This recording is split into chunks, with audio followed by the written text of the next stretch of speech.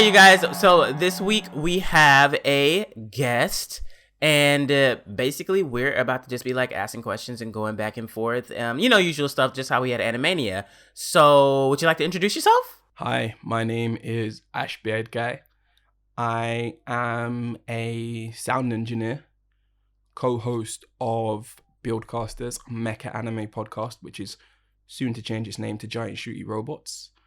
I like that name. Head honcho of Black Anime Podcasts, which is a directory and discovery tool for anime and manga podcasts by Black creators. And as you can tell by my accent, I am from the United Kingdom. That's by awesome. way of Jamaica. Exactly. And we got him to come on the podcast at a decent time, you guys. So not like, wild stuff. But yeah, we're just going to throw you some questions. You can throw us questions also if you want to. But yeah, we're just going to go from there. So you definitely have a link with James for sure. With the mechas.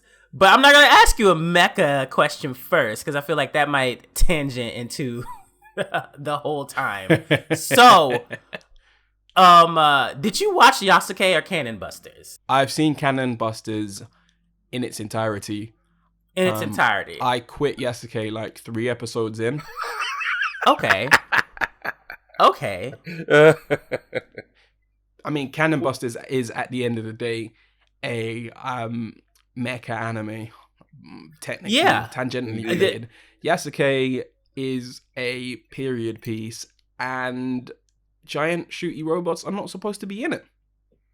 Yep. Okay, yeah, that's about it. Yeah, it's interesting Flying that Lotus and Sean Thomas were on some bullshit. Not gonna lie to you, still. And then Flying Lotus got mad when Aaron from Black Anime Podcast got at him. So yeah. Wait, really? You don't remember that? I don't think we're not plugged into the same circles. Yeah, we definitely are not. Like, I'm too busy watching Magical Girl shit. I don't have time for this. A Magical Girl anime. Wow, a Magical Girl anime fan. That's pretty dope. That a dude watches Magical Girl anime. I like that. I like that a lot. Yeah. Well, you guys listening already know that this is not. Well, it's definitely not a lolly lover over here. No, it's just that I watch the Magical Girl ones that have the Sakuga primarily. Oh, okay. So you're watching it for the quality of the animation. Fair enough. Yeah. Well, which was surprising to me. I mean, it was like I got a crash course in Magical Girl shows through Jordan, and I learned a lot. I mean, it actually wasn't that crazy, because I'm one of those people who stalks Sakugaboru, and so I see clips from things, and some things I assume are, either sort of Sentai stuff or Magical Girl stuff, things that I'm not watching. And I'm like, oh wow, actually the animation is a lot better, at least for the segments that I'm seeing. So it wasn't that surprising when I found out that's actually, a pretty vibrant side of the of TV. I thought it was cool. I mean, my exposure to Magical Girl anime is primarily Sailor Moon when I was a kid. That used to come on Fox Kids. Same. And Tokyo Mew Mew as well. I've seen Mew Mew Power, not all the way through. Episodes used to come on. I think That's not a bad thing. I can't remember what network it was over here. And I think it was Fox. Over there. Never mind. In the UK. And then we used to have used to be volumes of Tokyo Mew Mew manga at my local library. So I did take them out from the library and read them. Not ashamed to admit that.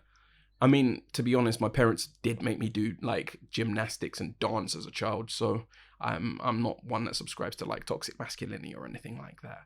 So yeah. I was definitely a big Sailor Moon fan before I really even knew what it was. It aired on network television and on cable. I didn't have cable growing up, so I would see it sporadically. And there's a lot of like overlap with things I did like, because I like, transforming shows, so Sentai shows or other stuff like that, and it wasn't that much of a departure. And it was funny because later in life, when I started to be a little bit more broad in what I was watching and not just an anime, I started to see a lot of the influences of that particular genre all over the place.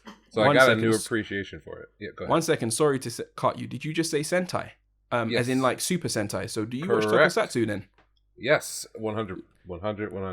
Give me. Let's fucking go right now. Oh my god! Right now, I'm gonna That didn't hijack take it and long. turn. I'm gonna hijack it and turn it into a tokusatsu podcast. We can now talk about already. tokusatsu, especially given the last the few years we've gotten on the anime side, both Ultraman, which is okay, the Netflix version, and then it's not too bad. That just got announced for the second season, didn't it? Yes, and also Gridman and Dinzaimon, I thought were great homages, and of course Godzilla SP, which was hit or miss with some people. Did you say there's a Denzi Man anime? Yes. What? You need to link me to that, please. All right. Well, that was just last season. Yeah, that was last season. What? Yeah. You mean Dynazenon? Do you mean Dynazenon? Yeah. Oh, okay, Dinzaimon. okay. No, not Dinzaimon. Dynazenon. Yes, correct. Okay. Correct. I thought they remade like the 1980s Super Sentai No, Denzi Man as an anime. I was about to if say. they're gonna be doing that, I've got so many requests. Shingeta Robo is but we're not gonna. We promised we would hold off on if we're talking No, about, you guys can dive into it. I will interrupt you. If we're talking about like anime adaptations of tokusatsu, we got to look at Futo PI, the adaptation of Kamen Rider Double. That's gonna air next year. That's gonna be crazy. Which Kamen Rider is your fave? What, like of all time? Yeah, like which season? Damn, son. It's either gonna be Kabuto, Gaim, or Build. One of those three. So I'm right there with you on Gaim. Because actually I entered Kamen Rider fandom through Gaim. Like I knew about it obviously going way back, but I didn't pay it much mind. And I think who was it? It was Orobuchi writing that season. Yeah. Orobuchi. Yeah. Oh Orobuchi. shit, he was writing some of those. Yeah, he was the and writer. So as soon as I Gaim. found that out, I was like, bro, give me that. And I've stuck with it pretty much ever since. It's hard to find sometimes a good dub source. So that's sub source, not dub. I mean, Gaim wasn't subbed by Overtime and TV. Well, TV Nihon did sub it, but it wasn't subbed by Overtime, who I usually go to. I think back then it was like Ise subs or something like that. Like it was a different group that subbed it. Random. Yeah, because Overtime obviously are, as far as I'm concerned, the best subgroup in the Toku fandom or within Tokusatsu spaces. TV Nihon aren't that great, and they weren't subbing it because sometimes they just like randomly decide not to sub stuff. But Gaim was dope. Build was great up until like episode 41 when he got Genius form, and then it kind of like fell to pieces. Kabuto is dope all the way through, and Tendo Soji is Kamen Rider God. That's what I like. But sorry for hijacking it and turning this into an impromptu tokusatsu discussion. You're gone. So the way I ran across a lot of anime growing up was actually through video rental. Okay. And I was curious sort of where your earlier influences were, what kind of got you into being a fan, not just of anime, but of what would, for both of us, be like import, media, whether it's animated or TV shows and other things, where in Britain sort of what is the gateway drug or the gateway experience that a lot of people share? My gateway drug into anime is twofold. My gateway drug into, because my love of anime definitely comes from my love of Giant Shooty Robots. So my first gateway drug into more tokusatsu and my love of mecha obviously was Power Rangers, like it was for a lot of people. I was born in 1992 when Power Rangers dropped in the United Kingdom. A year after it debuted in the United States in 1994, I was 2 years old, and I just fell in love instantly. So there's that. And then my actual gateway drug into anime proper, into becoming a full-time weeb, was probably the English dub of Escaflowne that came on Fox Kids. That's one part, but the main part is definitely Toonami. I'm of the Toonami generation, and it was definitely Gundam Wing, without question. It was definitely Gundam Wing. That's actually really cool. Yeah. So I'm a little older. Drug. I'm a little older, so but I experienced kind of the same wave. It was definitely a lot through television. So whatever would run on Fox, it's like the Digimon, Power Rangers, and so on. I didn't have cable television, and Gundam didn't run on network TV, but I had a friend that I knew who, after school, I was allowed basically to go over his house, and he had cable, and so a lot of my exposure, even though it was a little spotty, was to think what ran on the Toonami block. As far as like robots and specifically, I actually kind of got gatewayed in by the original Gundam, but not airing on TV. Where I live is sort of close to the Canadian border, and so a place that a lot of people like to go vacation is Montreal, because it's relatively close by. And in Montreal, the first time I went, I think I may have been like 9 years old or so, and I was already a reader, and I already knew that there were such things as like manga, and it's French Canadian, so a lot of the stuff there is in French. And I was in a little like bookstore with my father, and I saw on a rack original Dragon Ball, which I didn't even know existed. I thought the only thing that existed was Dragon Ball Z, because I was stupid. And the first volume of the original Mobile Suit Gundam, both of which were in French, which I did not speak. And the cover art was so cool that I wound up buying both, and then I spent the next, I don't know, 10 years trying to like draw stuff and like really get into it, not necessarily knowing all that much on, you know, about the Gundam side, because I had no way to really watch it. And then of course Robotech was available in video stores, so I started getting more interested, and regularly I would like rent the VHS tapes. And so that was sort of my intro to that stuff, and it stuck. I can definitely tell you that. That's a really, really, really, really dope intro. Two things from me. One, I hate you for living so close to Canada, because I've always wanted to like live in Canada, like 100%. It's like it has all the benefits of America, minus the lethal injections, and and actually has a public health system. So yes, yes, it does. And Toronto is like the clean version of at least 3 major American cities. Like, if you like Chicago, it's like the clean version of Chicago. If you like New York or Jersey City, it's like the clean version of all of those things. So. Toronto is basically like New York, but with similar accents and London slang. So yeah, it's like Diet New York. So that's. Well, I mean, it can't really be the diet version if it's better, but you know. Well, I mean, some people don't want the extra calories. Yeah, well, yeah, I guess. The extra stabbings and the fun, exciting people who don't respect COVID. Speaking of New York, I'm almost positive I'm banned from Harlem after my Jadakiss meme went.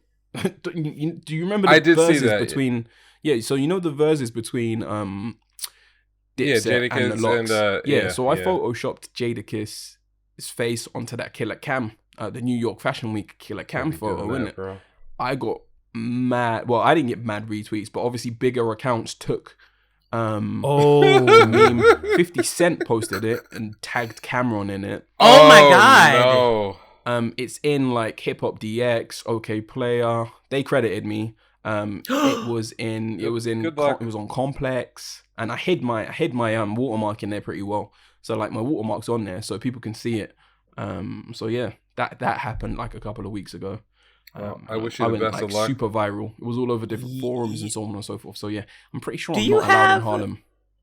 You have like a video of yourself powerlifting, don't you?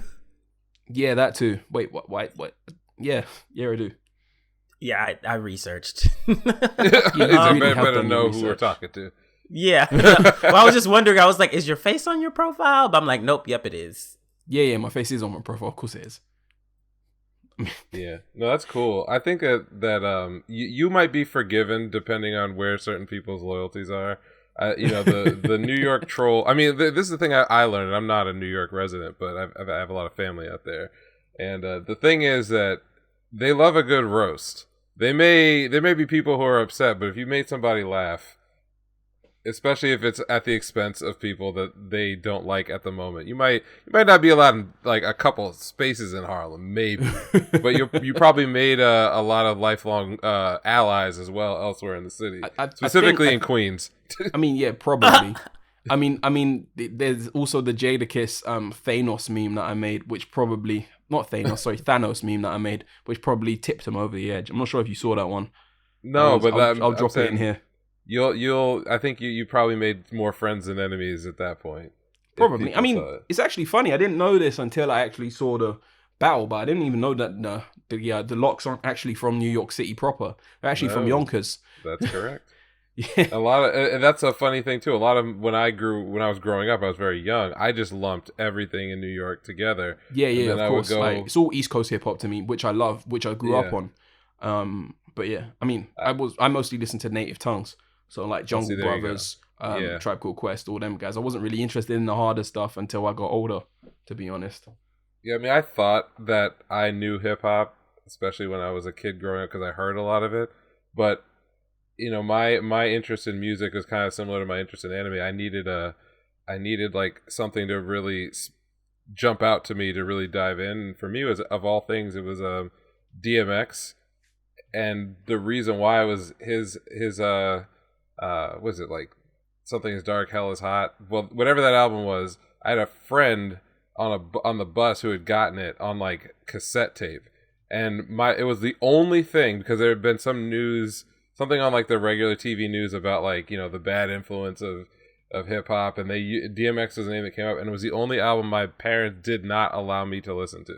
Like if I asked for anything else, they didn't care, but because they knew that one, it was like, nah, you can't have that. Which of course for a person in elementary school is like, oh, well, I need to go hear it immediately.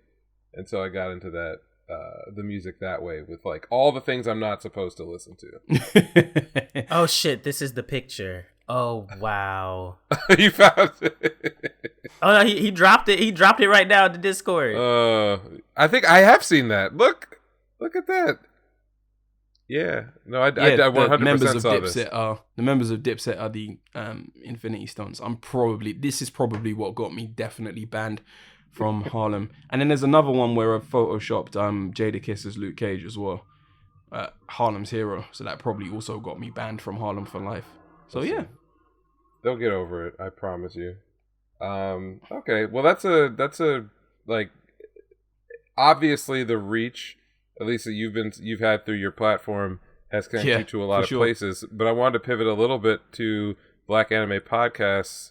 Podcasters as a service and as obviously a venture for you.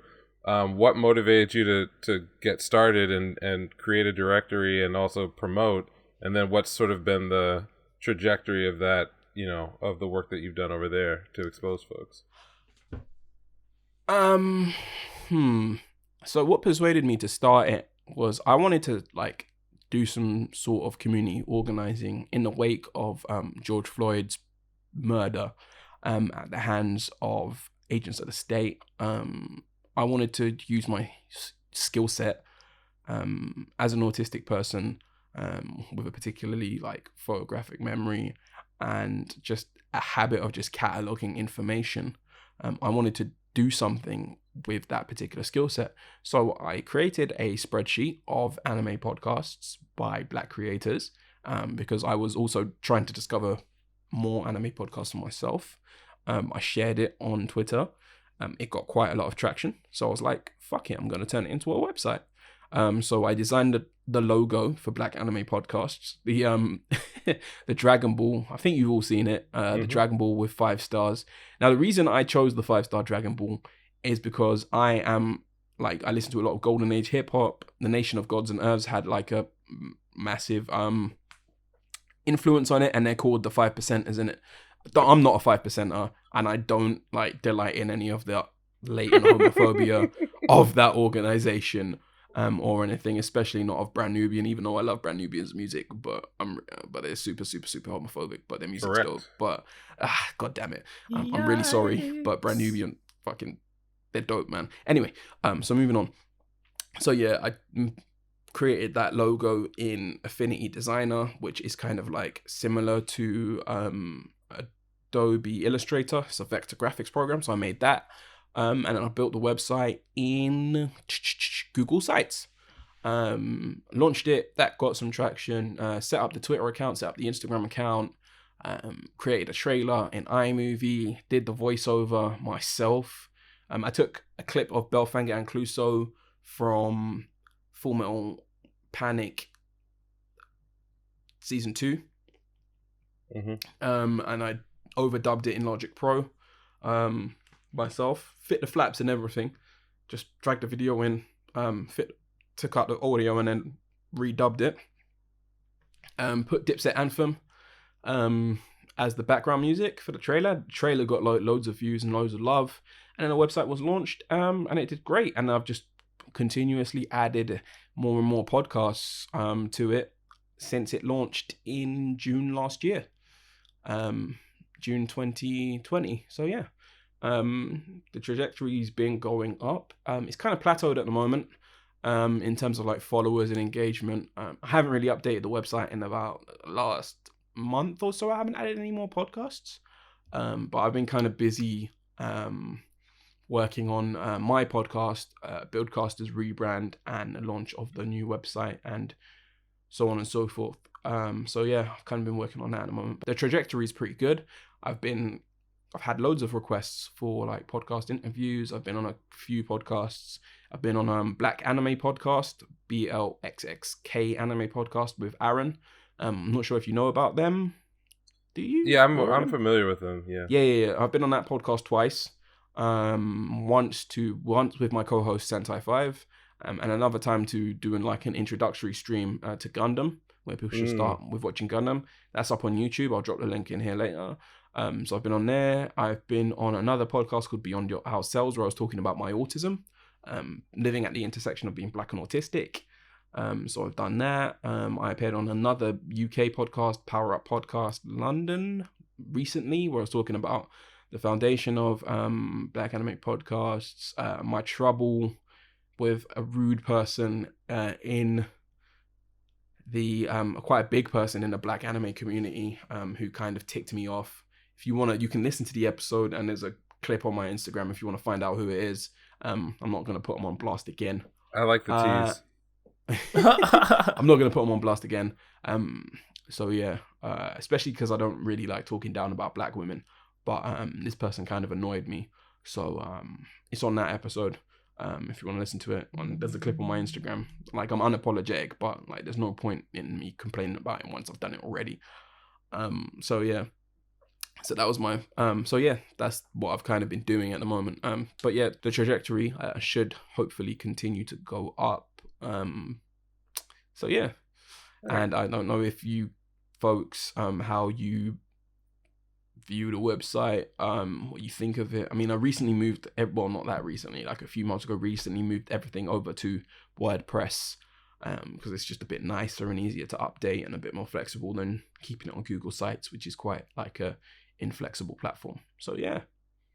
I have some more boring procedural questions about like discovery and all that other stuff, but I want to kick it over to Jordan. Those are my favorite questions. I love that shit. No, if you got, I feel like your questions are definitely more like. Well, I don't want to focus too much on that stuff now. Maybe I'll get this one out of the way and we can move to some of the current event stuff, because there are some things in the news that are relevant, I think, both to what we enjoy here on Anime Savants, what you seem to enjoy, and things that are upcoming.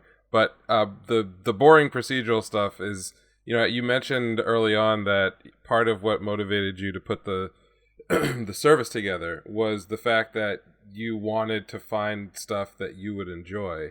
Obviously, you've done some of that. There's plenty of anyone who's interested in finding black anime podcasts, it's a great resource.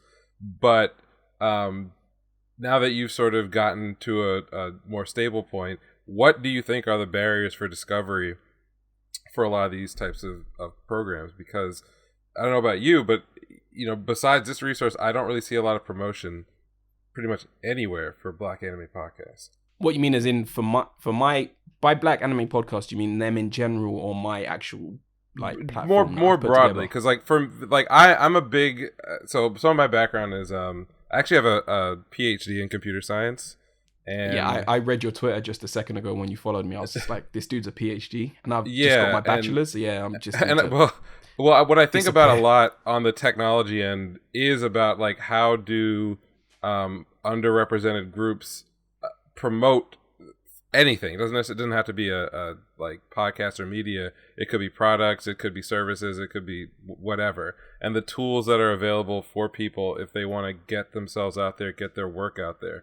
So I struggle also with discovery because I mean I don't want to pigeonhole you or any other creator, but as far as like having different perspectives, I don't know if Black anime podcasts broadly are all that different from anime podcasts, and yet it's much easier for me to find, non-Black anime podcasts as far as like, through major platforms, podcast aggregators and so on. And so I've always have questions both for selfish reasons because we produce a show, but then also like for cultural reasons about like getting people out there, getting their views exposed and becoming part of the more global conversation. Like what has sort of been the challenges for getting exposure or growing exposure for all of this, including your own work? I mean, I know that you've sunk a lot of time into it, so I wonder if you have any observations about what's difficult or what's easy or what people should be doing. So first things first, I haven't just sunk a lot of time in it. First things first, I haven't just sunk a lot of time into it. I've also sunk a lot of money into it because I fund it all myself. The hosting I pay for, the domain I pay for, it's all paid for by myself. Luckily, I have a good job, so I can afford it. But all the video editing, all the graphic design for Black Anime podcasts, all the graphics, I've done all of it myself, and I've all paid for it myself. Luckily, I have some nice equipment. I have a 2019 16-inch MacBook Pro, and the interface and microphone I'm talking to you on right now are worth about $1,000. But I'm a sound engineer, so I'm going to have that stuff anyway. But yeah, like whatever. So yeah, that's the first things first. As for the challenges with discovery and gaining exposure for my own work. So in terms of gaining exposure for my own work, I feel like I've had, so it's bifurcated in that there's two sides of the Atlantic, because there is a Black anime community in the United Kingdom as well, albeit a small one, much smaller than in the United States. But like in terms of gaining exposure there, I feel like Black anime Twitter in the United Kingdom is a lot more insular and within itself than in America, whereas most of the people that have actually been willing to promote my work and have shown me love have been in the United States. Funnily enough, that's where I've received the warmest reception. Oh yes, absolutely. I look at the analytical data from my website hits and so on and so forth, and most of the traffic is from America. Actually, the majority of the traffic is from America. The UK folks have shown me some love, but it's mostly like other podcasters and so on and so forth. Those who have had their shows included in a directory. Outside of it, reception's been a little bit lukewarm. Black British Twitter is very cliquey. So yeah, there's that. As for gaining exposure in America, I haven't really come up against much obstacles. The engagement is kind of plateaued at the moment. When I've like paid to promote stuff on Instagram, like posts on Instagram and so on and so forth, I've gained quite a few followers. Yeah, that's the same with us too. Like paying for the Facebook ad and it like cross platforms to Instagram, the follows just flow the fuck in. Yeah, 100%. So I'm gonna have to do that again soon. I'm gonna produce some content for podcasters about like microphone choice, placement, really leveraging. That would actually be really fucking awesome, because I know mics are like one of the biggest things that people always have questions for, because I just went and straight got like a blue snowball one that I've had for fucking ever.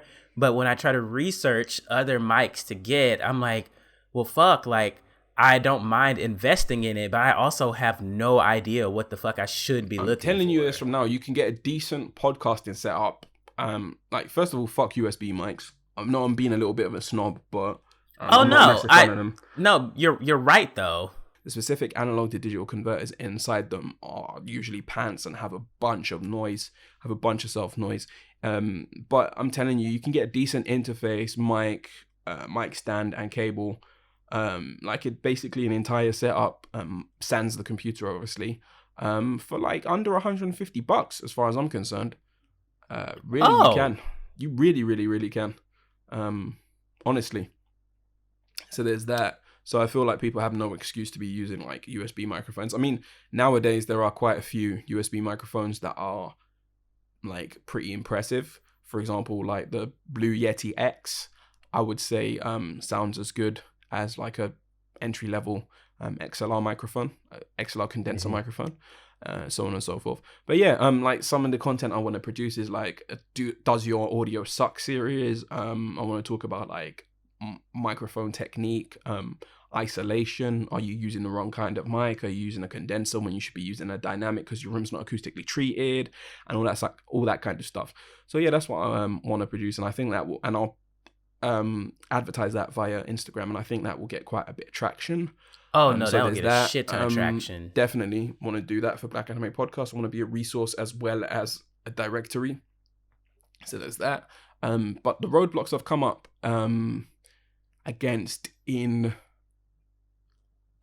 like with the US fandom, it's not really much. It's just dealing with quite a couple of the bigger podcasters or figures. Like they've reached out to me to be included in the directory, and when I've messaged them about paying them, and I mean paying them because I don't expect shit for free, but I've messaged them about paying them to promote Black Anime Podcasts, the service and so on and so forth, they've just outright like read my message and ignored me.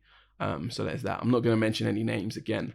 I don't mention them on the previous interview I did, but that happened to me this week, and I was really upset about it, so I just unfollowed them and just kept it moving. But yeah, and that other person that I mentioned on the Power Up podcast interview, I've also messaged them about paying them, giving them money, because I want to support other Black creators, especially Black women. I've messaged them about giving them money to promote my stuff, and they just ignored me. So, you know, it is what it is. That's actually really surprising. They didn't even like negotiate with you about their pricing? No, they didn't. They just ignored my messages. They didn't respond, which is fine. Really, and I messaged them from the Black Anime Podcast account. I said, hi, blah, blah, blah, kind regards, so on and so forth, which is fine. I understand you're busy and all that, and you're working with your corporate sponsors, but like, and no, at the end of the day, I am a cis-het man, whatever. Cis-het men are gross, toxic, whatever. But at the end of the day, I'm trying to use my privilege and my voice to magnify the voices of marginalized folks, especially Black women. And you could use your massive platforms to aid me in doing that, but you choose not to. So cool. It is what it is. I'm not going to remain salty. We move. You know? Yep. And so I think the on that note, the kind of the last sort of the non-series specific, news specific thing is around using other platforms. So obviously we linked up through Twitter, and I think that most of the exposure that the podcast gets is either through Twitter or Instagram, and to some lesser degree Facebook. Attendant to Facebook is obviously Instagram, but you know, like, but the biggest engagement comes from like when we pop those ads, right? That shit is nice.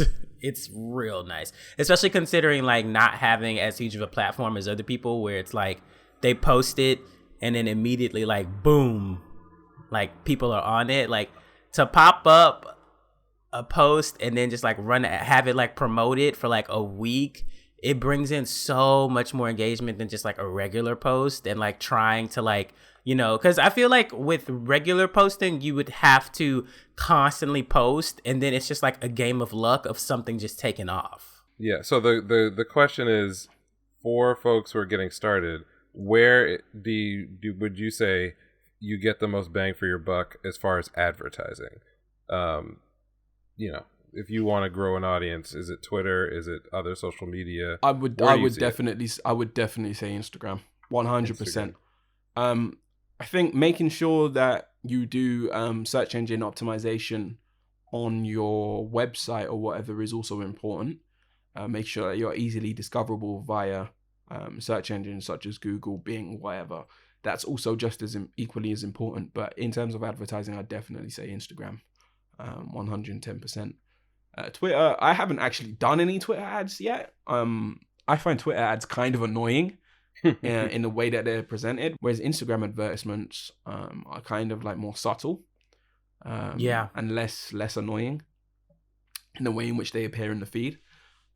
So yeah, I would definitely say Instagram. And Instagram's pricing for their advertising isn't actually terrible. Nope, not at all. Yeah, the only thing, especially for what you get in return. I mean, I like promoted one post and got like 150 followers in a week. So yeah, which was crazy. I can't remember what post it was, but yeah. So I was talking to a fairly large YouTuber who actually runs a brand agency for streamers, Twitch and YouTube, and this person pointed out to me that, especially on Instagram, about somewhere between 30 and 50% of all the followers are bots. And it's demonstrable. It's something Instagram knows about, but it's an open secret. Let me put it that way. And it wasn't to say that no one should advertise on Instagram at all. It was just pointing out that a lot of that engagement with real people is actually driven by the follows on an account boosting it, regardless of where they're from. So that's very interesting that Instagram seems to be both the growth platform and also the discovery platform. So that's cool. Interesting to know. So from there are some news items that I think are relative. There are news items that are relevant to all of our interests here. So Jordan, I don't know if you have any other direct questions, but maybe we can transition. Yeah, no, we can go into that. Do a transition to the next segment. So on the mecha front, one of the things that's bothered me the last year or so, and it's probably gone back, is that we don't get a lot of shows anymore. There's not a lot of new stuff. 2021 was it 2021 or was it 2020? No, 2021 has kind of been a decent year for mecha anime. Yeah, I was gonna bring that up. Yep. Oh, okay. Sorry, my bad. No, Ask perfect. Again. No, sorry, perfect. Sorry for so 2021. Not in addition to the things that have aired, and I think our big surprise from this year was what was that? What was the where they were guy with the blue and white suit? Why am I forgetting this series? Because we blue and white suit. We covered it. It was Back Arrow, right? We were huge fans. Oh, Back Arrow. Oh yeah, we fucking loved Back Arrow. Huge fans of Back Arrow. Okay, so pause for a second. Back Arrow was directed by the one and only Goro. Code Geass is his magnum opus. Taniguchi. I'm the biggest Goro Taniguchi stan in the world. That nigga makes nothing but classics. Sorry for using the N-word, but I had to. No, it's all good. We drop it live out here. We do. That nigga makes nothing but classics. Planetet, classic. Scryed, classic. Yep. Code Geass, Lelouch of the Rebellion. One of the biggest classics of all time. Probably the best non-Gundam mecha anime of all time. Listen, Goro Taniguchi is that guy. 110%. There was no way Back Arrow was going to be anything other than fire. Okay? That's why it piqued my interest immediately. I saw who was working on it, and that alone, I'm like, even if the aesthetic was initially like it felt, I think the thing I compared it to was Gun X Sword in terms of like the Western theme. Oh, Gun Sword, that's a Goro Taniguchi anime as well.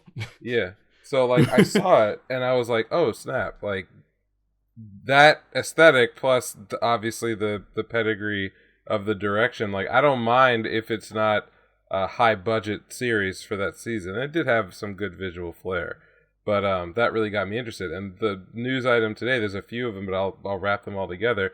Is that next? I think in October, and the fall and winter, we're getting a bunch of mecha series. I would say two, like a couple of them are essentially sequels. You have Muv-Luv and Fafnir. Well, Fafnir is not coming as a anime. It's the series is ending, but like we're probably getting another season of whatever the last spinoff was. The manga ended, which was basically like a complete adaptation of the Fafner story in its entirety, I believe. Like the truest version of the Fafner story. So maybe that will get adapted and we'll get like a Fafner reboot. Who knows? I would assume we would. That I didn't realize how popular it was in Japan, Fafner. It's massive in Japan. Like I didn't have any understanding because I remember the original show ran in like 2004, and then they had a movie a couple years later. And usually when a show runs for a lot of episodes and they get a movie, that's just an indication that there's a lot of activity on the Japanese side. Because for some reason, stuff that's popular internationally could make a lot of money, but they just don't produce more. And then when there was and I knew nothing about what the trajectory of the story was going to be, and then we got like was it Exodus in like the 2016, I think, something like that. Yeah, I think so.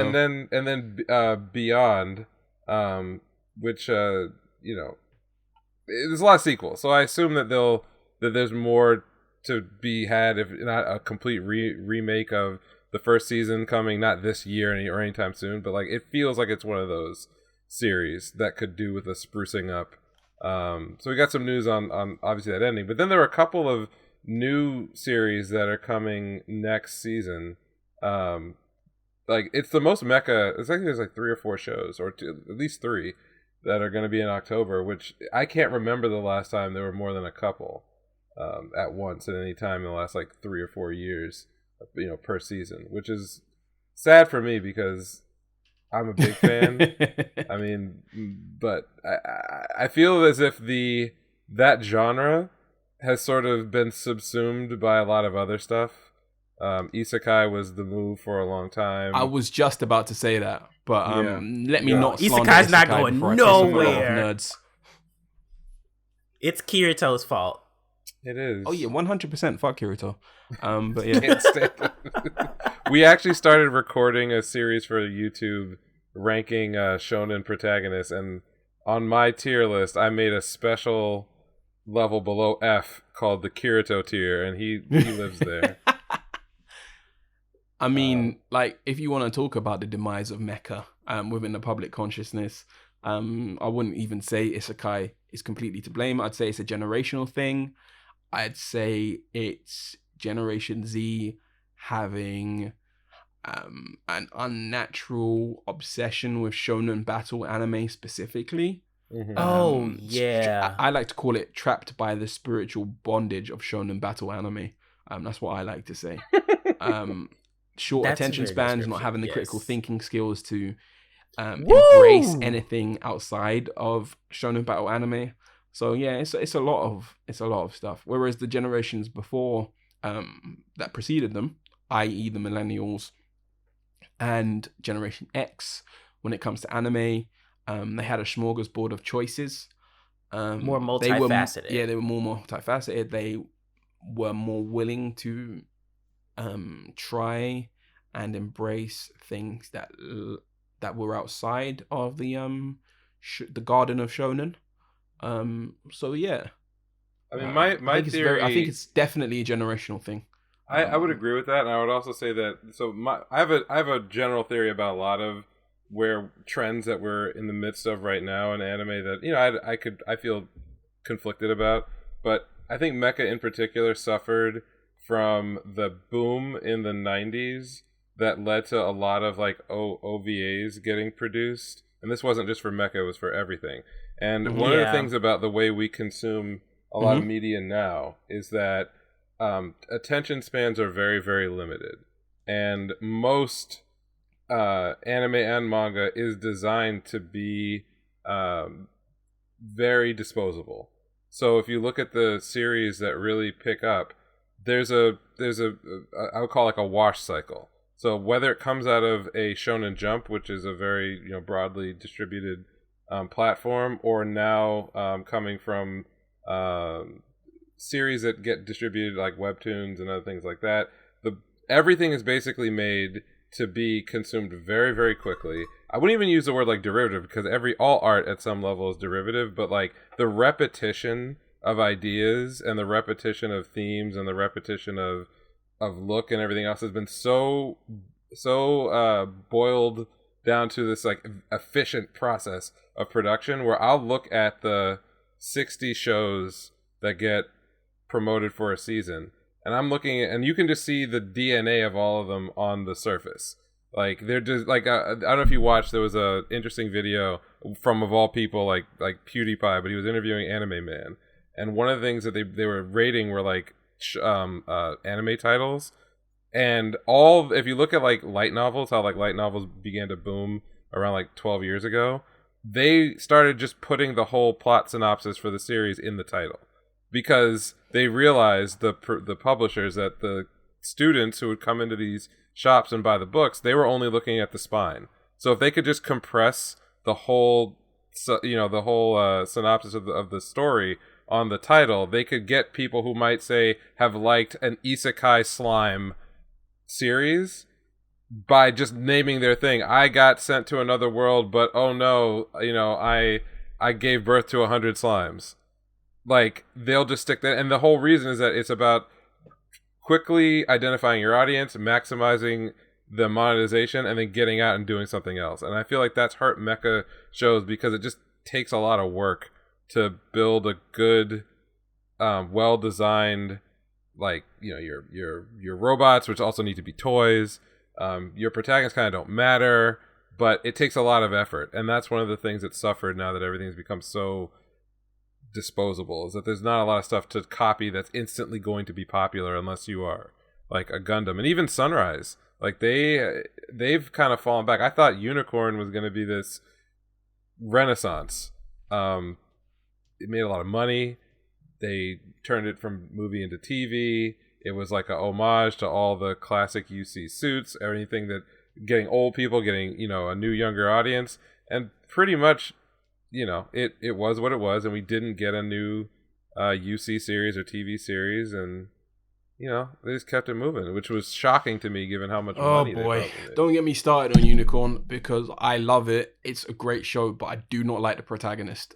I don't really like very many of the Gundam protagonists aside from Tamino. Oh, that is a question that I have for you though. What's your favorite mobile suit? Oh yeah, that's a good question. My favorite mobile suit of all time. Yeah. What, like aesthetically? That's easy. Whatever your aesthetically. So, let's go with aesthetically. Sure if you're familiar with. I mean, James, you might be familiar with him, but Hajime Katoki, the mecha designer. Yes, he's done a lot.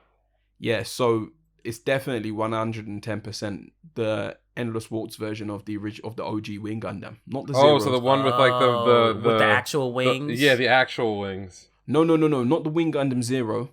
Oh, the Wing Gundam Endless Waltz version. The original Wing Gundam, the normal. Not the Zero. Okay. Before it gets blown up or whatever. But the Endless Waltz version of it. Gotcha. Katoki's design, that's my favorite. Aesthetically, it's my favorite Gundam of all time, 110%. Even though my favorite mecha designer is Kanatake Ebakawa, who designed the Exia. Oh, yeah, I think for and most me, of the 00 stuff. But yeah, go on. It's a tie between the Gundam EZ-8 from 8th Mobile Suit Team and the Pale Rider, which never showed up in a series but was the subject of a couple of UC Gundam manga. I like, special operations looking suits or suits that are very practical, and the EZ-8 is it. So the EZ-8 is. I'm trying to remember what manga the Pale Rider's in. Oh, it's in a couple. Trying to remember the name because they didn't make it over to. Anyway, fuck the EZ-8, man. I don't know why they took the ground Gundam and just made it shit. To be perfectly honest. So that's the thing, is that the reason why I always think of the EZ-8 is not because it's like this awesome mechanical design. It's because in reality, my favorite suits from all the Gundam series are the grunt suits. Oh, really? I'm a grunt suit guy, and the EZ-8 is really the both canonically and in its design is the closest thing to a grunt suit Gundam. So I've always appreciated. Also, like 8th Mobile Suit Team was very influential in my shaping of what I understood to be a good or great robot story. I love 8th MS Team. 8th MS Team is great. It's really, really, really good. It's probably my favorite UC series, even over Zeta. I go back and forth because I usually recommend to people, if you want a bite-sized, direct way to get into UC Gundam and you just don't know anything, 8th Mobile Suit Team to me is a great entry point because it's well written. It's got a small cast of characters. It's much more grounded, at least in this. Is it a self-contained story? It is a self-contained story. It is self-contained. It is basically essentially a story of Shiro Amada wanting Xeon cheeks. Yep. But that's pretty much it. Xeon booty cheeks, but which I think anybody can vibe with. Right? I mean, he loses a leg. He loses a leg or an arm because of it? But I believe he loses a leg because but he still manages to shoot that club up anyway, so it don't really matter. Yeah, I mean, look, it's all at the end of the day. Sorry for my crudeness. The leg is the only thing that's gone. Yeah, right. And it also has one of my favorite, and a lot of people feel like the greatest Gundam fight in the UC series, which is of course the Galf Custom versus everybody versus the world. I was just about to say that. Yeah, that fight was sick. Yeah. That fight was sick. So I think that that Gundam in particular, but robot shows in general, have suffered from the fact that there's not really a lot of good stuff to copy. Because I don't know, we can talk about this, and when we talk about some of the things that are announced for next year and what we've sort of been watching this year, but like the copycat series have gotten to the point where they've become meta even unto themselves. Like a lot of these shows, even the ones I enjoy, half the enjoyment is at the shows, the isekai shows, the trap. They don't really do a lot more trapped in a game. There was a boom of that, but it sort of dried up. But like now the hook is always like, oh, this is like a slime show is a subgenre, which is crazy to me.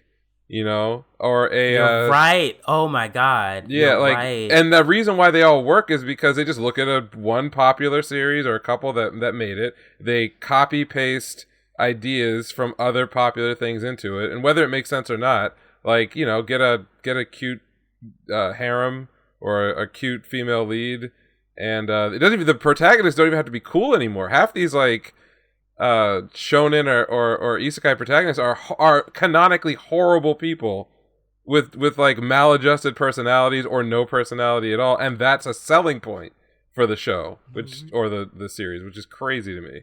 So I get a little fed up with that stuff, but I don't scream about it all the time. As for mecha like being derivative and so on and so forth, I do feel like that mecha series that's gonna premiere in October, Bandai's first non-Gundam mecha property, their first new one in 7 years. Kyokai Senki. The Kyokai one or something? Kyokai Senki. I do feel like that's kind of a little bit derivative. I mean, I released an episode of Buildcasters about it called, I think I called it Full Metal Gears.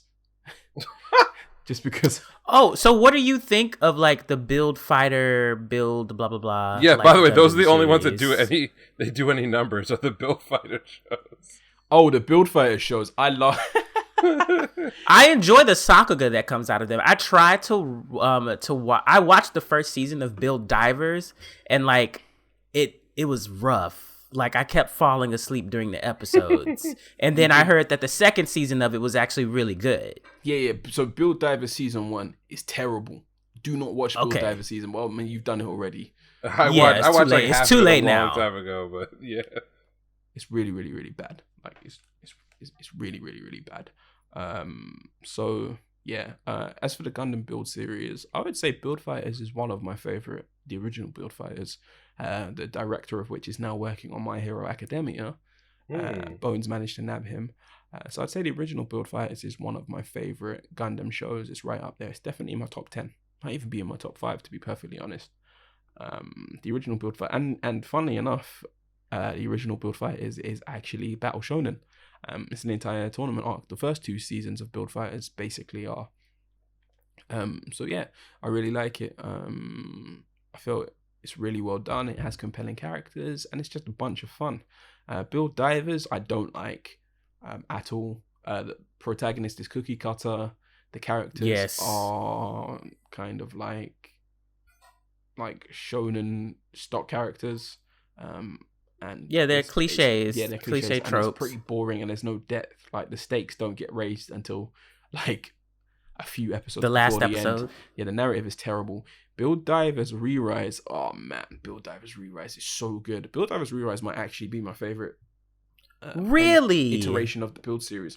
Yeah, even more so than the original Build Fighters. I think the difference is Build Fighters, the original Build Fighters, or just OG Build Fighters, whatever you want to call it.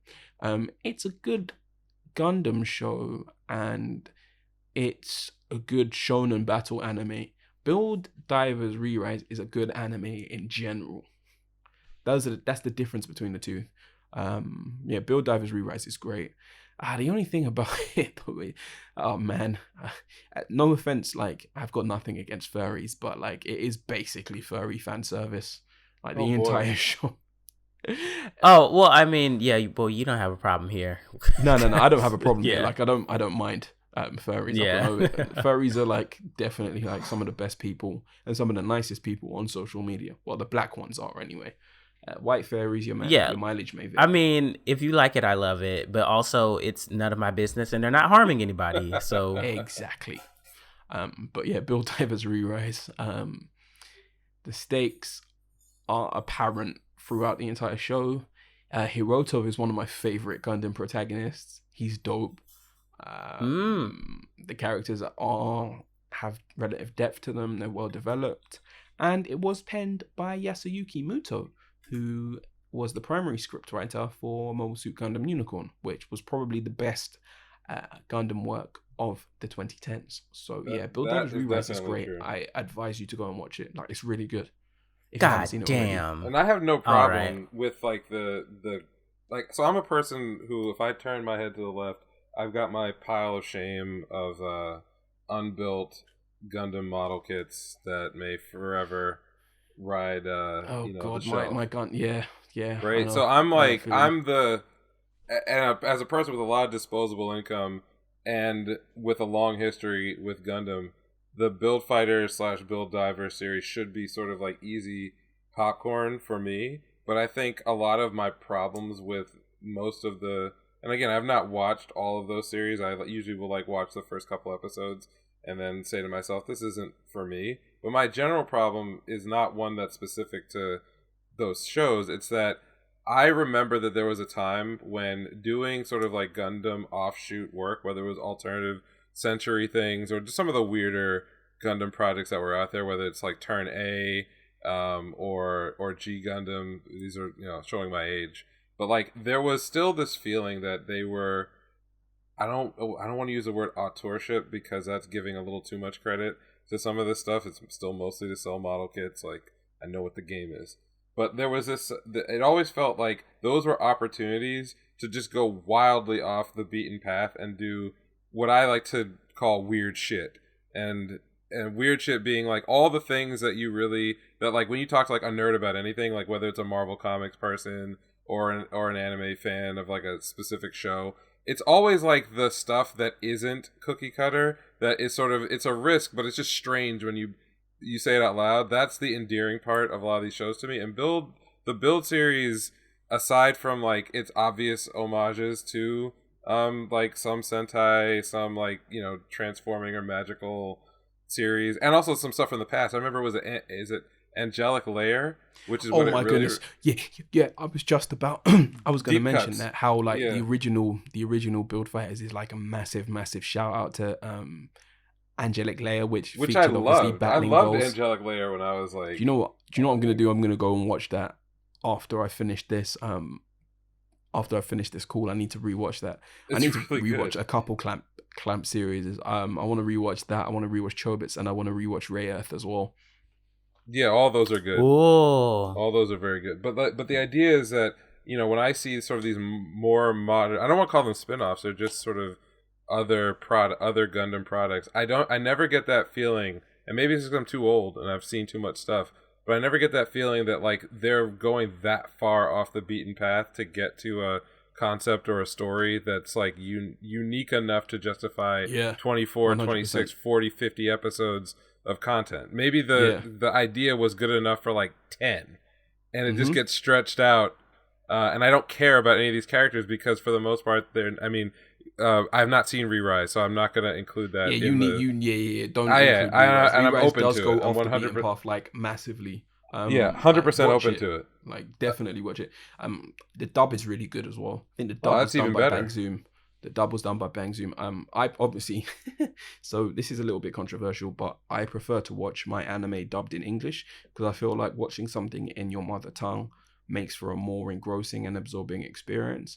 I will watch stuff subbed, especially if the English dub sucks, or especially if it's seasonal. If I like particularly want to watch an anime that's seasonal and the dub's not out yet, I will watch it subbed, but I do have a preference for English dubs.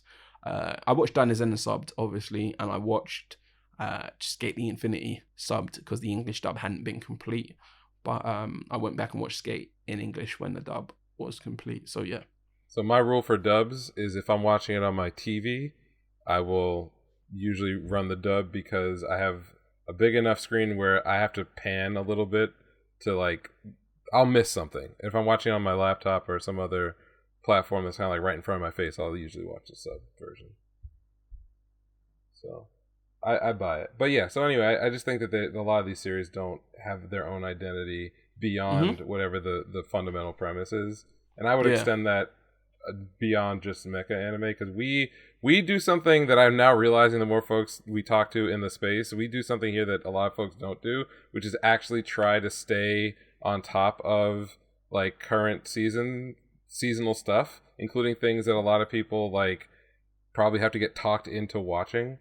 And as a result of that, I've seen a lot of things that years before I was doing the podcast I would probably just ignore or walk away from, and I'm really noticed heavily, that trend of just here's the premise, it's convoluted, we're gonna copy paste storyline or character archetypes into it. And the thing that will make or break the show is usually just, is it written by someone who's remotely competent?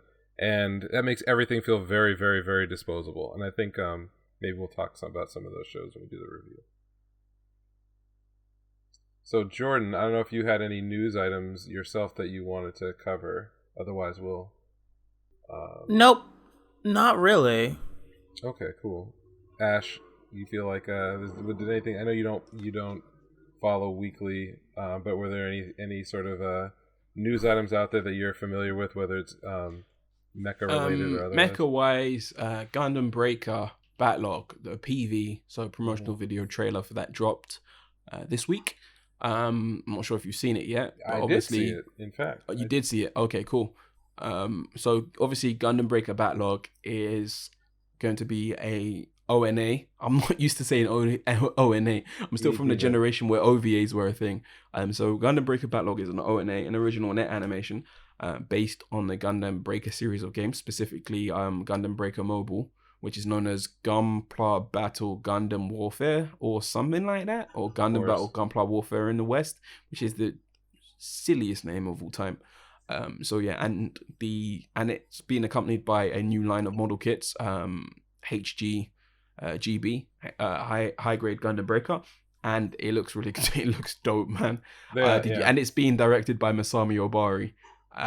So that just, I don't even need to like that name. Just if you're a mecha fan, that name just speaks for itself. Yeah. So yeah, Gundam Breaker Backlog drops in October as well. That drops in October as well. Jeez, October really is mecha month, isn't it? Yeah, and I also think that October is the reason the schedule's so heavy. It's because of all the delays that were not announced. So like things that were in pre-production this time last year because of COVID and other reasons. I think a lot of those projects that were not announced for a release date, but probably would have come out spread out over the first couple of quarters, have now sort of found their way into the fall quarter, which, it's too much. I don't know if we're going to be able to get through all of it. I'm on Annie chart right now, so I'm just having a look at what's coming in the fall. Obviously, like, oh yeah, wait, Jojo. So Jojo Stone Ocean's coming out in December. Yep. Which is, oh man, the full season's gonna be crazy. Let me see if I can filter it. Yeah, like I think like Chainsaw Man and. Can I filter it for mecha? Will it let me filter it for genre? 1 second. Let me see if I can filter it for genre. Here we go. So it will not let me filter it for genre, but I just done a search. So there's Date Alive 4. We've got Sakugan, whatever that is. We've got Mob Love Alternative. Yep. We've got Kyokai Senki. We've got Megaton Kyu Musashi. Oh, right. That one that's also a game.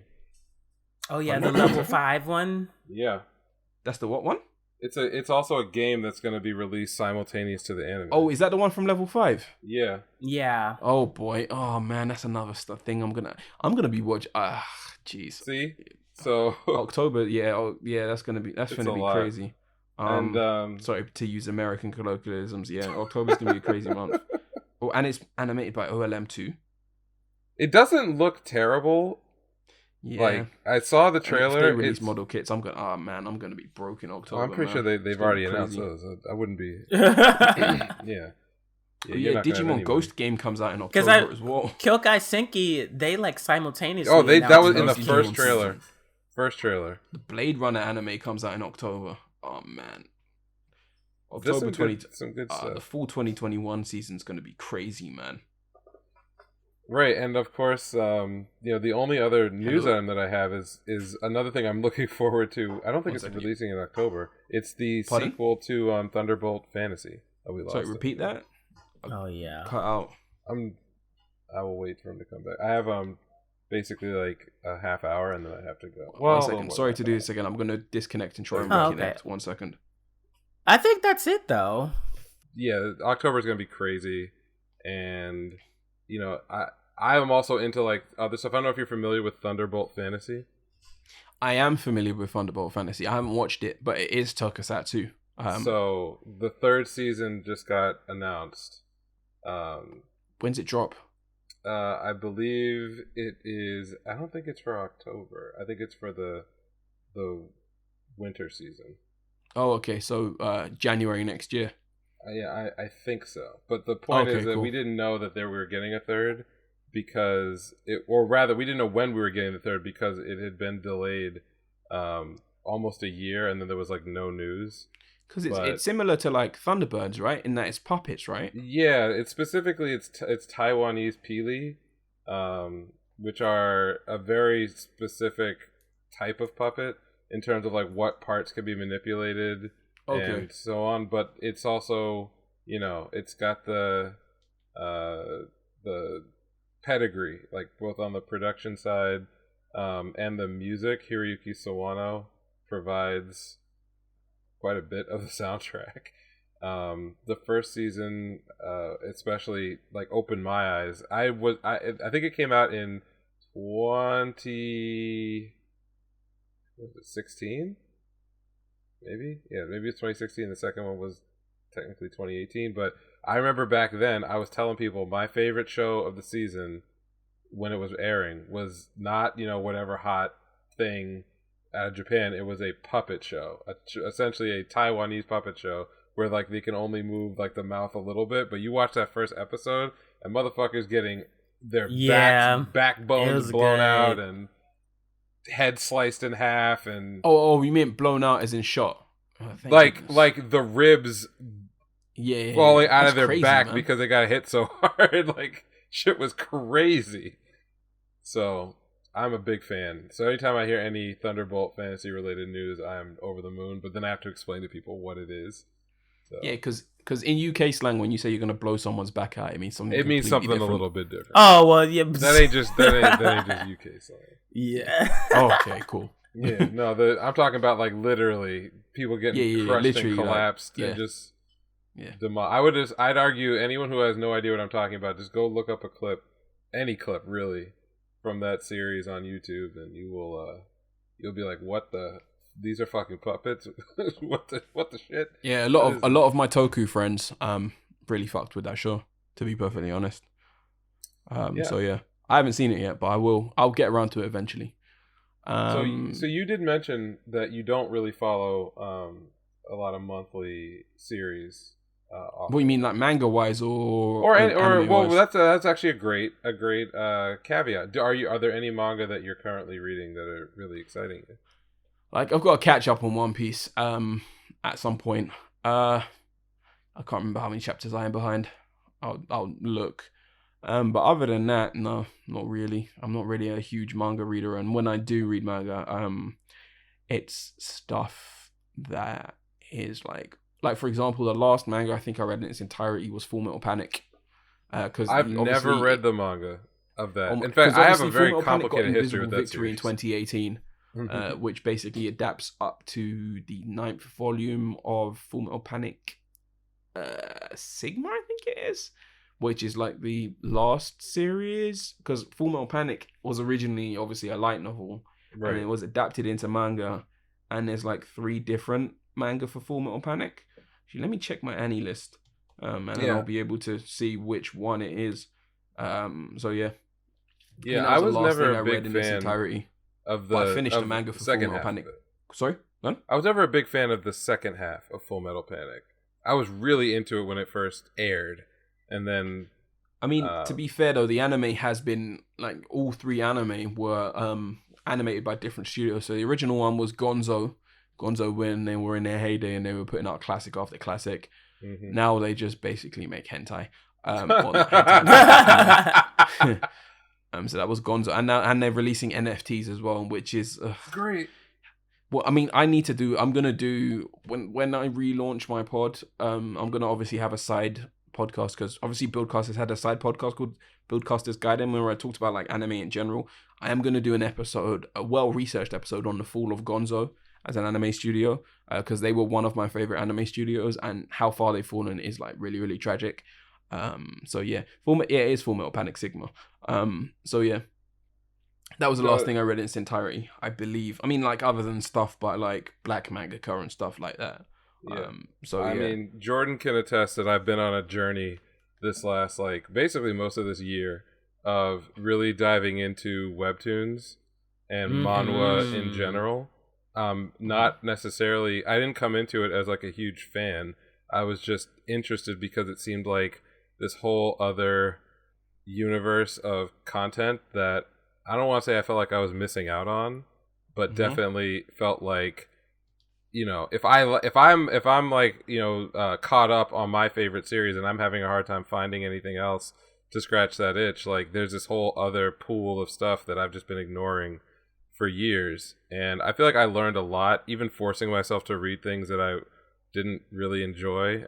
Shout out to Unordinary for being maybe one of the most distasteful like reading experiences I've ever had with anything. Just at every level, like it's bad. But part of the benefit was that I got to see other interpretations of shows, genres, and also other interpretations of what I think are the rot at the heart of a lot of manga and anime, as far as like creatively. So I'm not saying I'm recommending that you go out and read anything, but like I went on this sort of journey of discovery and found out that even also in Korea there are a lot of problems. Fair enough. I mean, in terms of webtoons, I do obviously have a webtoon account, but I mostly only just go on there to read stuff by Black creators. I'm like, for example, Shade of Red, which is a webtoon by LSF. Shout outs to LSF and Aaron Comics, a Black British mangaka actually, author and a Filipino artist. So shout outs to them. And also Blade Titans, which is by, have you heard of Studio Maho? No, I've not. That's the guys who do God Punch. Have you heard of God Punch? Oh, okay. Yeah, I've heard of God Punch. Yeah. So Pat and Allende. So Blade Titans is Allende series. I actually have his in my profile picture. I think it's on here. The t-shirt that I'm wearing. Yeah, the t-shirt I'm wearing is the Tengu from Blade Titans. Oh, that's cool. So yeah, that's by Allende. So it's a mecha manga by a Black author. So I'm like all behind that. So if you check that out, that's on Webtoons as well. Sorry to plug stuff that's not. No, it's good. Yeah. That's exactly. So yeah, Studio Maho, Maho. They're the guys behind. Blade Titans and God Punch. So yeah, when I said God Punch, you had heard of God Punch. So yeah, God Punch must be a pretty big deal, I guess, around amongst Black manga circles. So that's cool. Just I had been hearing before I read it myself. I had heard a lot about it, just as a like the people behind it being very excited and earnest. I'm not as plugged into black anime circles as probably I should be, given what we do. But I was plugged in enough to hear about it, and actually I read some of it. But actually, it's good that you brought that up. So, it's actually really good. Yeah, one of the reasons is that like I always struggle to figure out how we call things like a manga or a whatever, depending on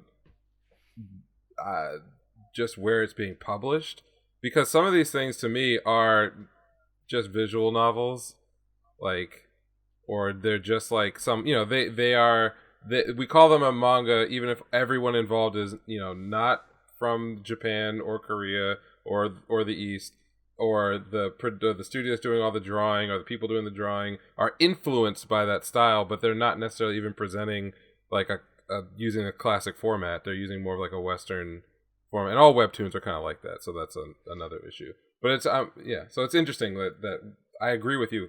So if you look at this, like, if you go straight back to basics, what the definition of the word manga is. So it comes from two different kanji. The first one means whimsical, and the second one means pictures. So manga means whimsical pictures. If you're looking at these like manga styled comics, if you want to call them that, I think the term, like in the mid 2000s, when there was quite a boom of these like manga style comics by Western authors, was OEL, original English language manga. But if you look at these like manga style comics by Western authors, specifically black authors, as far as I'm concerned, they are whimsical pictures, and as far as I'm concerned, they do count as manga. Because they have that aesthetic, and they are culturally influenced by and informed by an art form that does very much originate from Japan while still respecting it. They're not culturally insensitive or anything like that, especially not God Punch or Blade Titans from what I've read so far. So I consider them manga. Whether Japanese folks would consider them manga or not is a different thing entirely. Obviously, their opinions need to be taken like into consideration 110%, and like given most credence, because at the end of the day, this weeb shit, anime, and manga are both facets of Japanese culture and Asian culture, and we need to be listening to those folks when it comes to informing the direction of culture and how one should consume that medium as fans. But I do. I would. Sorry, I'm digressing. But I would consider those comics to be manga. No, obviously with the whole like Stop Asian Hate thing. I think sometimes us folks, even like black folks, sometimes obviously we are oppressed, like very much so. The African diaspora globally is oppressed. White supremacy is a global power structure. It's global. White supremacy is global currency. If there was one universal global currency, it would be white supremacy. But at the same time, obviously, we have to still remember, sometimes we forget that we are guests within anime and manga, within Asian culture. So just like, obviously, Japanese folks and Asian folks are guests within hip-hop culture, and as a Jamaican, within dancehall culture as well. Because, I was quite young when I found out that the Japanese have a particular, I would say, peculiar love for dancehall music. Reggae and dancehall music, which was a bit like wow to me. Sorry, I'm going off on a tangent. I remember Junko, the dancehall queen. Oh Jesus Christ! Let's not go into that. No, Jordan, I don't know what your opinion is on this, but like in general, I'm just curious. I don't necessarily have a strong stance about what labels should get put on some of this content. Like maybe my irrational dislike for what some creators create, just the artistic value of it in my eyes, may have me making snarky comments about what is and what does and doesn't sort of deserve a certain label. But at the end of the day, I think that they're all kind of part of a continuum, and I wouldn't call rap or hip hop music that comes from another culture a different kind of music. But I was actually more thinking in the way that it's consumed. Especially webtoons, which I think are a remarkably modern visual format that's really made for a mobile audience and not necessarily definitely specifically the vertical scrolling that took me a very, very long time to get used to. Oh my goodness. And I can tell you that like having now read to entirety almost 60 manhwa and webtoons in the last 6 months, that there's a very clear delineation between what I would call like modern series that take advantage of the vertical scrolling to create a unique reading and viewing experience, and those that are sort of they're just your typical comic stories, manga stories that are just formatted so that they fit in that frame. Yes, and 110%. When you get those more modern series, you instantly realize that they're doing something. The best way I could put it is, if you read manga and you were just a general reader, but you had never seen Toriyama in his heyday, and then you go and you read the original Dragon Ball, especially as he sort of got his legs under him, and you look at what Toriyama, who is in my opinion a genius as an illustrator, how he communicates motion in a flat panel.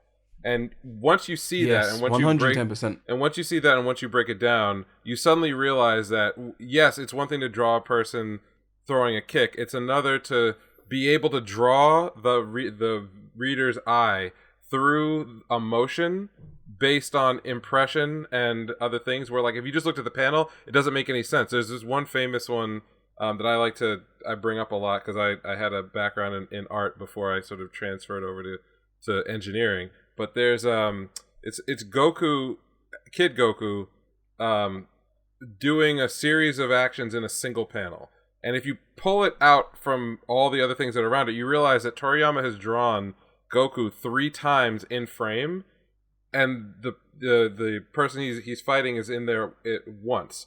And that's weird because he's not like he's multiplying. It doesn't really make any sense from just like a pure art form. If anyone who didn't know anything else about it would look at it, they would be like, oh, this is, are these clones or whatever else? But when you're reading it in the framework of all the other panels around it, it is actually visually communicating to you the motion by going left to right as you track across the picture. In these webtoons, the really good ones, the ones that take advantage of the format, you're scrolling and the drawing is drawn in such a way that as you scroll through one full pane, you are following a character moving down the screen, which creates the simulation of actual motion and actual animation, even though it's a single drawn image. And so it was exciting to me to see that I think webtoons, frankly, especially the more modern design ones, are distinct from manga, from comic books, from other things. They're as distinct from them as visual novels are from like a light novel. Fair enough. So I would say I agree with your reasoning. There is obviously clear like delineations and distinctions between manhwa, Korean comics, manhwa, Chinese comics, and manga, Japanese comics. As for webtoons, because a lot of webtoons are by Korean authors, but I would say that the visual, aesthetically, the format is very much made for a digital native generation, especially with the vertical scrolling. And it's very, very interesting to see how artists use that. One second. It's very, very interesting to see how artists utilize the visual scrolling and the way in which and the way in which webtoons are read and navigated to tell stories visually as well. It's very, very, very intriguing. I'm not really that deep into webtoons, but I have obviously read some of the like more well-known ones, especially ones that were adapted into anime, like God of High School and Tower of God. We on this podcast have that's where I am with webtoons. Choice words for some of those adaptations. Yeah. They're not only are these things distinct, but also I think that as we get more creators involved from more places, you're going to see a lot of wild and wacky stuff, and I'm really 100%. Looking forward to that. As far as like what we've covered on this podcast, we reviewed that the the seasons that they were doing God of High School, Tower of God, and Noblesse through the Crunchyroll. Oh, I need to read originals. Noblesse.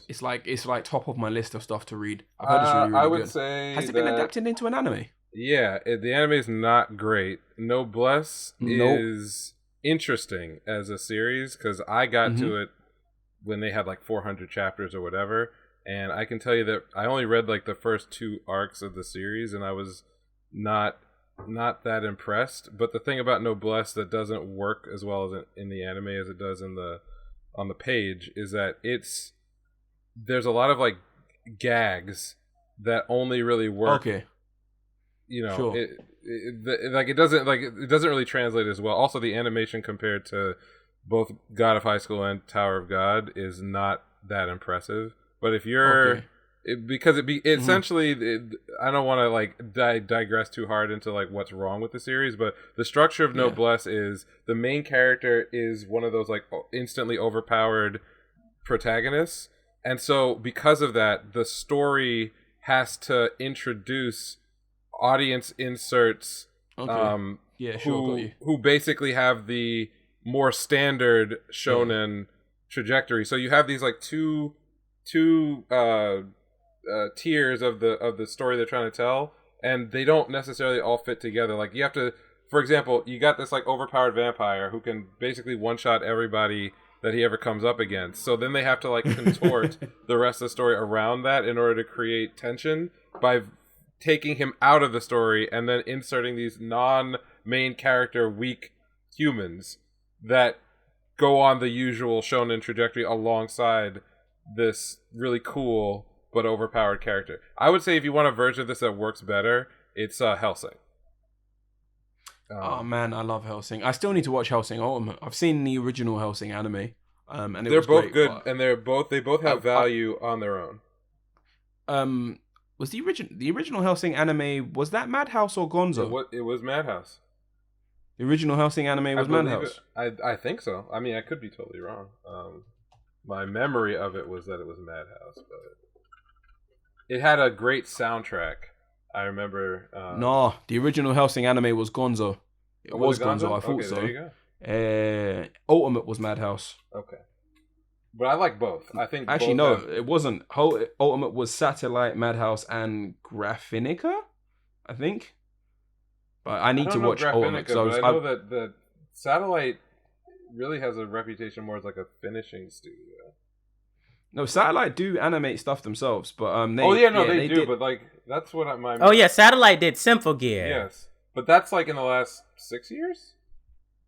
Yeah, 6 years. Satellite? No, I thought it was Shoji Karamori's studio. I thought he owned them, but no, he just works there. So yeah. Satellite did like, what have they done? I think they did Noain. Yeah, and they did like some of the later Macross stuff as well, and they did Aquarion as well. Yeah, so like I think if you want a version of Noblesse that actually works, it's Hellsing. I don't think it's that of all the three that were adapted that year. It to me was the weakest of them. What would you like to talk about? Is there anything else you'd like to chat about today? Love to have you back, by the way. I appreciate it. Is there anything I would like to cover today? Not that I can think of. We've covered mostly mecha. I mean, we have gone off on some tangents. That's what we do. What would I like to cover? I mean, I do want to come back and eventually discuss like toxic masculinity in anime fandom and stuff like that, but not right now. Here we go. So James, yes, if you were to suggest 5 mecha anime to get a neophyte mecha fan hooked onto the subgenre or the medium, what would you choose and why? It's a really, really, really good question. We talked a little bit about this, Jordan and I did, during the sort of the great Gundam or mecha conversation that we had. I think it was very early this year, maybe in the winter. Who did you have that with? Yeah, it was earlier this year. Who was the guest? And why was I not here? Well, it was just us, and it was. Oh, okay. It was I think it was a follow on to another conversation that we'd had that focused on like other genres. So that's a good question. If I were to take someone who didn't really know anything about the series or about the genre and suggest them series that were digestible and would sort of give them a broad sort of taste of everything that it could be, I think, I talked about one. I think 8th Mobile Suit Team is probably where I would go for what I would call mainline Gundam. Nice. If you're looking for something a little more modern and a little more well developed conceptually, but it's not from the mainline Gundam series, I would point them to Iron Blooded Orphans. I think both seasons do a good job of establishing what those alternative century Gundam projects are like and how they're different. So seeing two ends of the spectrum, I think, is good because Gundam is still the OG. Gurren Lagann would be very, very high up on my list because it's both its own work of art. It takes a lot of inspiration from classic series, and the production at every level. I mean, it's something that even today, even though we don't have a lot of mecha series that are being produced, it's still a very influential, very, very influential series. So I would go with Gurren Lagann as maybe like the third. As far as like other things that are I think Code Geass, because of how exceptional it is, and also it's shows the possibility space, for mustache twirling, sort of over the top. Lelouch, man. Man. like I always say that like Code Geass, everyone always talks about Death Note as like, oh, Light, he's a genius and whatever. Light is a moron. Lelouch to me is a much more complete compared character. to Lelouch v Britannia. And Lelouch gets caught. And Lelouch, yes, he's not but my point is that like his undoing is like a classic tragedy, like Greek tragedy level undoing. Light is just an arrogant dick, and the show presents him like he's a genius, but he actually loses the game he's playing by the third episode of the anime, and it's just not obvious until you think about it that like, wow, what a moron. Whereas like Lelouch's failures are all driven by pathos and his sort of emotional unraveling and other things. So I would always go with like Code Geass because it's both like overtly dramatic, but then also has some really, really great mechanical designs. For the other two, I think I would lean heavier into like the giant robot side of things. The troll in me would be like, go watch Space Runway Ideon just to scar people for life. Oh, come on, man. You can't do that. But in reality, it would probably be... Dude, no. It would probably be like Evangelion and maybe like something from the Shin Getter Robo series. Like that kind of gives you the range because you've got sort of the robot stuff of every size. My personal favorite is not something I recommend these days because it's it's both old and has a controversial sort of history, which is Robotech. I grew up watching Robotech on VHS, but I understand the history of Harmony Gold and the way they bastardize Macross, Mospita, and I get that in anime circles it's considered sort of this bastardized hodgepodge, but for me it was it was so formative as like a product. I still vibe with like all the characters that I got to know in the 70s. I still, get angry whenever I see a clip of Min-Mei because she's a bitch.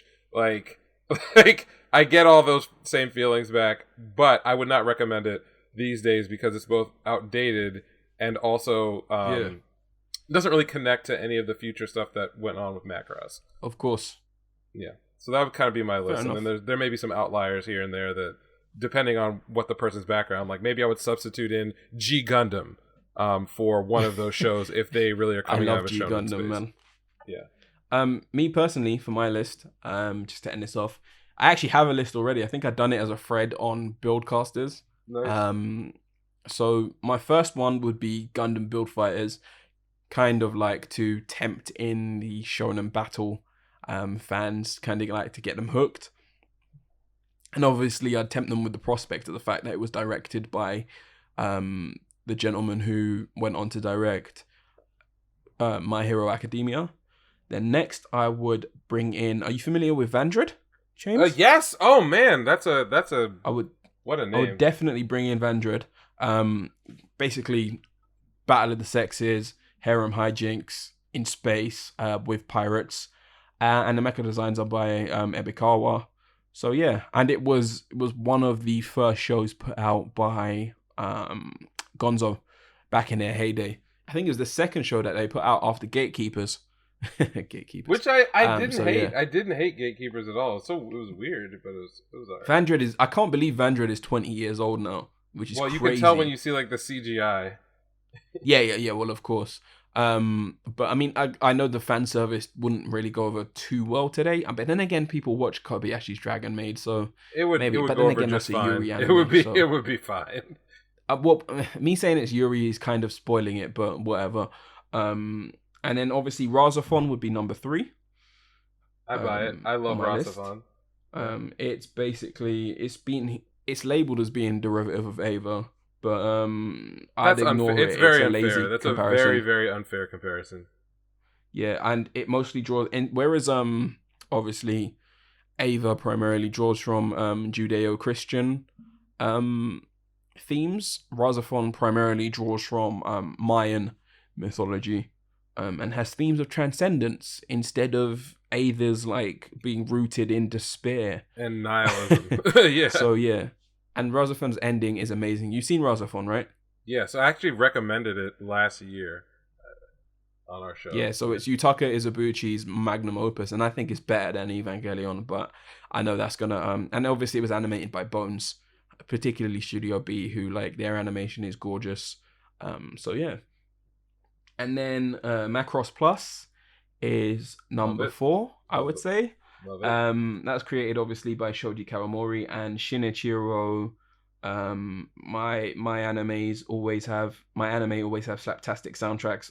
Watanabe, who is obviously responsible for Cowboy Bebop, Shampoo, Carol and Tuesday, etc. So that's Macross Plus. It's amazing, and the soundtrack slaps. And then number 5 would obviously be Code Geass Lelouch of the Rebellion, Jibunwo the series, my favorite non-Gundam mecha anime of all time, and Goro Taniguchi's magnum opus. Well, I mean, Planetes, he made Planetes as well, but and Gun Sword as well. But no, I think Code Geass is definitely the best out of all of his works. So yeah, that's my list. See, it shows you that there what the range is, and Jordan didn't even get a chance to talk about Super Robot Wars, which I think the next time you're on, I think you two should. I would love to see the games or the anime, because obviously Super Robot Wars does have anime as well. Yes, but in particular, what is communicated from the games? Because as a maybe not the biggest mecha fan on the show, a lot of what he knows comes from those games. So. It's always he's a Super Robot, so he plays Super Robot. Oh my goodness! Jordan, yeah, those games are pretty good. I think I have X and V on my VR.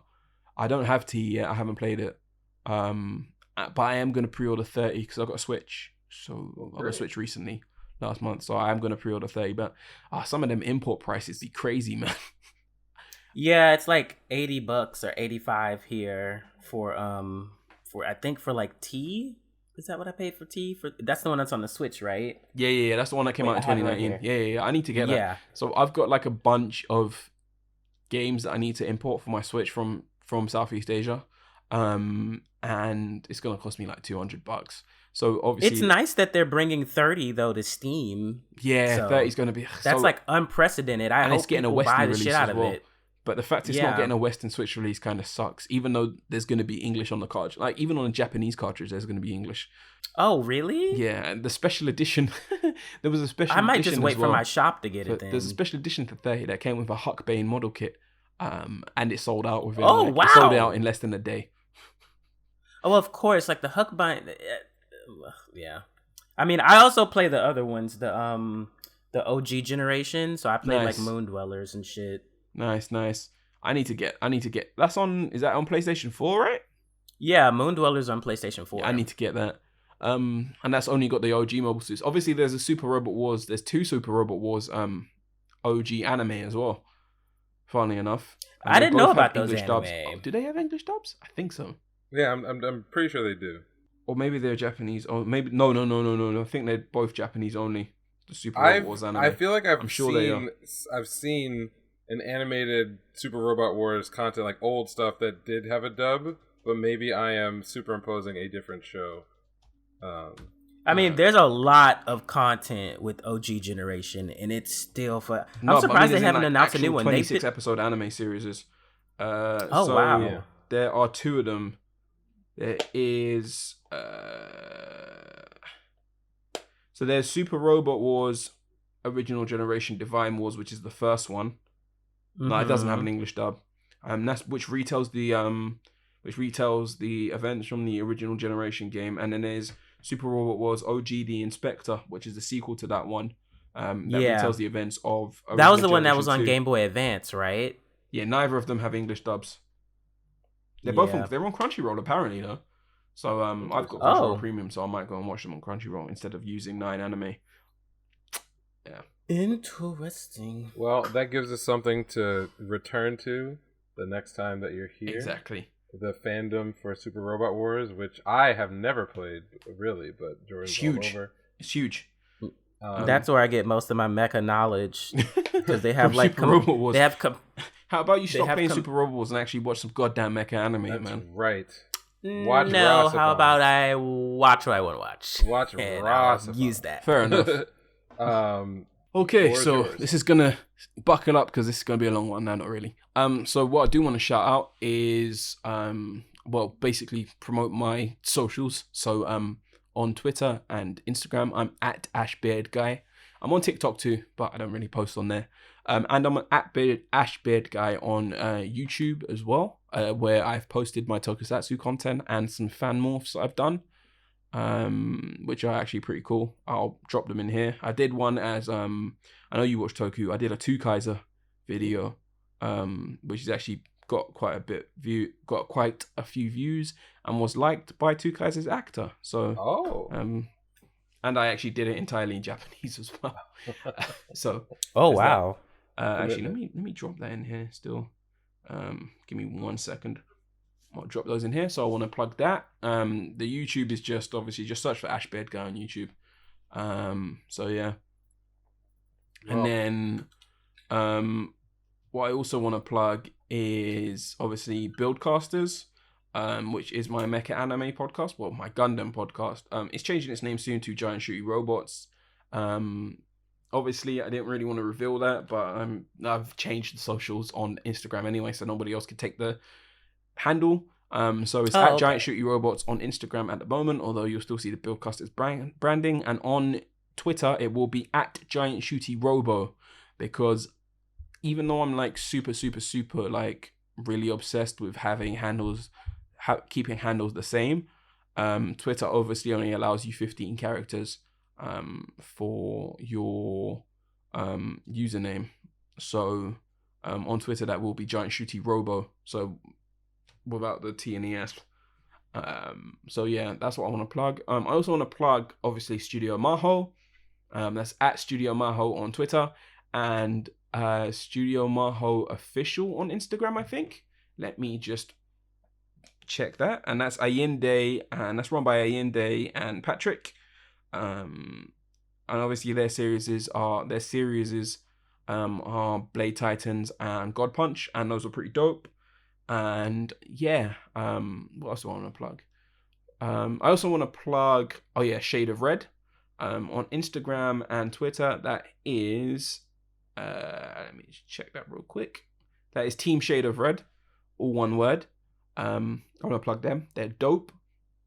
And I also want to plug another black anime podcast, well, not black anime podcast, kind of blurred podcast that I've been on, called The Nerd Alternative, which is a UK based nerd podcast, and they're at The Nerd Alternative on Instagram, and on Twitter they are at NRD Alternative, I believe. So yeah, that's all the stuff I want to plug, and obviously I plugged myself. Oh, and my co-host on Buildcasters, which is at Sentai5. He's basically like one of the biggest accounts in the tokusatsu fandom. I mean, I'm pretty big in the Toku fandom. I'm not that well known in anime fandom, but I'm pretty well known in Toku fandom. So yeah, that's all the stuff I want to plug. Well, awesome. Cool.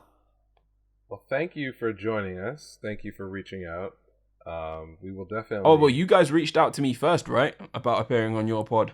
So Yes. Thank you. To be honest, yeah, I mean the original connection. I take it back all the way to getting added on. well, when I put you in the directory, I think. Yeah.